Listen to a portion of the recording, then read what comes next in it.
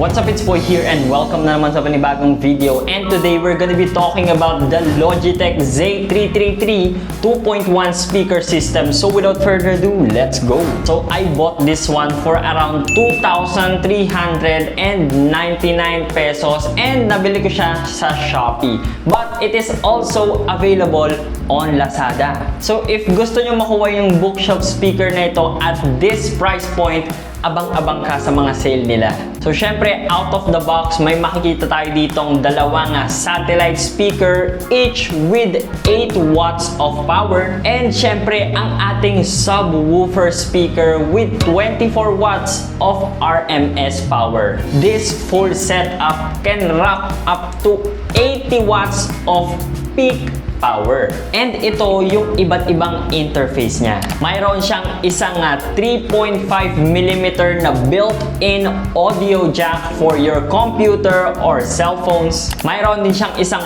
RCA in port para masaksak mo yung iba mo pang mga devices na mayroong RCA out interface.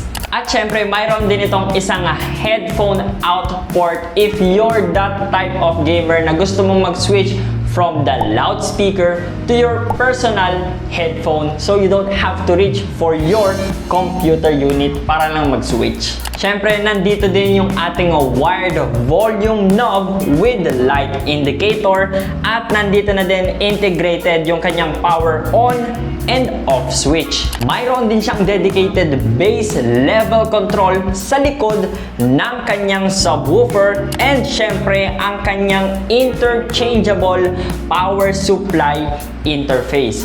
I personally use the EU plug para mayroon siyang fuse doon sa loob that protects you from power surges. So what's good about this speaker setup?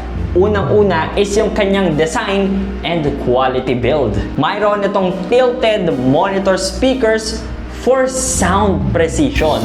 Mayroon din itong great minimalist overall design and interface. Quality din ang materials na ginamit niya para sa kanyang mga speaker housing. At ito talaga guys yung isa sa pinaka nagustuhan ko dito. Napakagaling ng engineering nila sa kanyang mismong subwoofer housing for better low frequency reproduction. Then we have its precise and punchy sound. Mayroon na itong precise and clear sounding monitor speakers that is great for gamers and audio enthusiasts. Guys, alam nyo kung gaano nagmamatter yung sound clarity when it comes to speakers, especially kung maarte ka sa nanonood katulad ko. Its subwoofer can also go low if it is placed in a good room position. And syempre, balance din ang tunog nito even at low volumes. Yung ibang mga cheap speakers kasi, kailangan mo pang lakasan yung volume bago ka makarinig ng bass. Pero dito, you don't have to hurt your speaker para lang ma-feel mo ang bass. It is very balanced and well-engineered. And lastly, yung kanyang simplicity, ang kanyang pagiging plug and play speaker. No unnecessary interface to make it look fancy, for it already looks fancy in itself. And it has the best plug and play interface in the market. So kanina pa ako brag ng brag about dito sa speaker na ito, pero gusto kong patunayan sa inyo ang kanyang sound quality. So without further ado, let's do a sound test.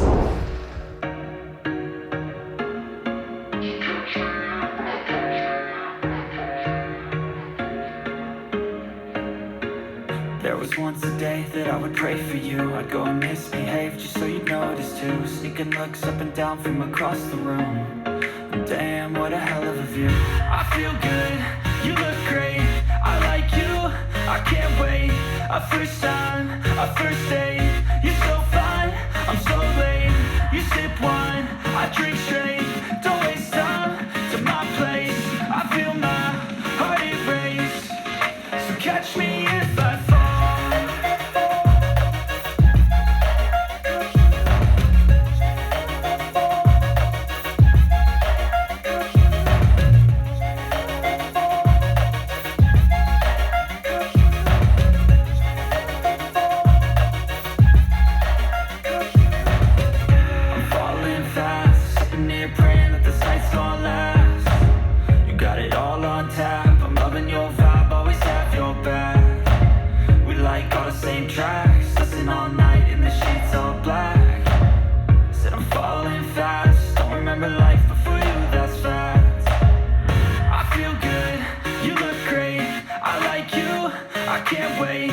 first time, our first date. You're so fine, I'm so late.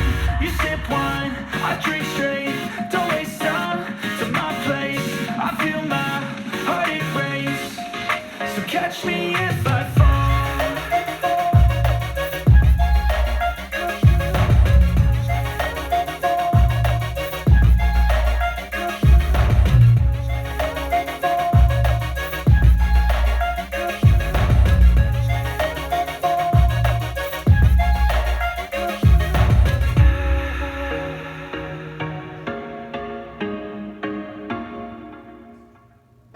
So if you're looking for a great bookshelf speakers that can fill your room with quality and precise sound, this is the one for you.